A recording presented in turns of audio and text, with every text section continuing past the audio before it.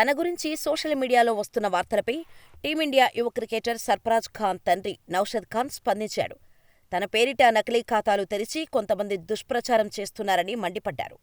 యువ క్రికెటర్లు ఎవరూ కూడా ఈ మోసగాళ్ల వలలో చిక్కవద్దని, తాను ఏ జట్టుకు కూడా కోచ్గా వ్యవహరించడం లేదని నౌషద్ ఖాన్ స్పష్టం చేశాడు. కాగా తన ఇద్దరు కుమారులు సర్ఫరాజ్ ఖాన్, ముషీర్ ఖాన్లను టీమిండియాకు ఆడించాలన్నది నౌషద్ కల. సుదీర్ఘ నిరీక్షణ తర్వాత సర్ఫరాజ్ ఖాన్ టీమిండియా తరపున అరంగేట్రం చేశాడు.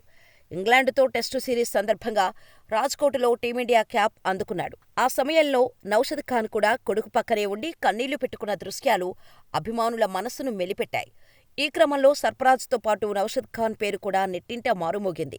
ఈ నేపథ్యంలో డబ్బులు కడితే ఐపీఎల్లో నెట్ బౌలర్లుగా, లేదంటే దేశవాళీ క్రికెట్లో ఆడే ఛాన్సులు ఇప్పిస్తామని నౌషద్ ఖాన్ పేరిట ప్రకటనలు రాగా అతడు తాజాగా స్పందించాడు.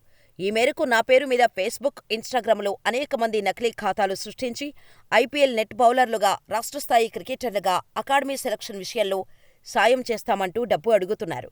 దయచేసి వీటిని ఎవరూ నమ్మకండి. మీ ప్రతిభ, హార్డ్వర్క్పైనే నమ్మకం ఉంచండి. నాకు ఏ ఐపీఎల్ జట్టుతోనూ సంబంధం లేదు. అదేవిధంగా నేను ఏ జట్టుకు కూడా కోచింగ్ ఇవ్వటం లేదు. నకిలీ ప్రచారాలను నమ్మకండి. థాంక్యూ అని నౌషద్ ఖాన్ ఓ వీడియో విడుదల చేశాడు.